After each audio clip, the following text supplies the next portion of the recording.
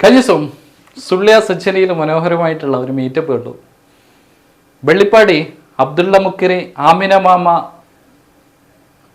കുടുംബത്തിൽപ്പെട്ട അവരുടെ മക്കളും പേരക്കുട്ടികളടക്കം 5 തലമുറയിൽപ്പെട്ട ആളുകൾ ഒന്നിച്ചു കൂടിയ ഒരു ഗ്രാൻഡ് ഫാമിലി മീറ്റ് ആയിരുന്നു.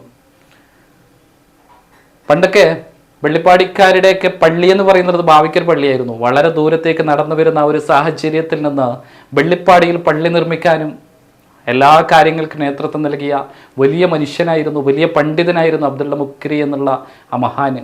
40 വർഷക്കാലമാണ് അദ്ദേഹം അവിടെ കത്തിബായിട്ട് ജോലി ചെയ്തത്. അദ്ദേഹത്തിൻ്റെ പിൻതലമുറക്കാരാണ് ആ മഹിമയും ആ ഒരു പാരമ്പര്യമൊക്കെ ജീവിതത്തിൽ പകർത്തിക്കൊണ്ട് ഒത്തുകൂടിയത്. ആ ദിവസം ഒരിക്കലും മറക്കാൻ പറ്റാത്ത ഒന്നായിരുന്നു. പരസ്പരം കഥ പറഞ്ഞ്, പരസ്പരം വർത്തമാനം പറഞ്ഞ്, പരസ്പരം ഒന്നിച്ച് ഭക്ഷണം കഴിച്ച്, അവർ സ്നേഹം പങ്കിട്ടിട്ട്, ഒരുപാട് കളികളിൽ ഏർപ്പെട്ടിട്ട്, അവർ പ്രാർത്ഥിച്ചിട്ട്, അങ്ങനെ സുള്ളിയിൽ ഒത്തുകൂടിയ ഒരു സമയമുണ്ടല്ലോ, അത് ജീവിതത്തിൽ ഏറ്റവും സന്തോഷമുള്ള ഒരു മുഹൂർത്തമാക്കിയിട്ട് അവർ മാറ്റി.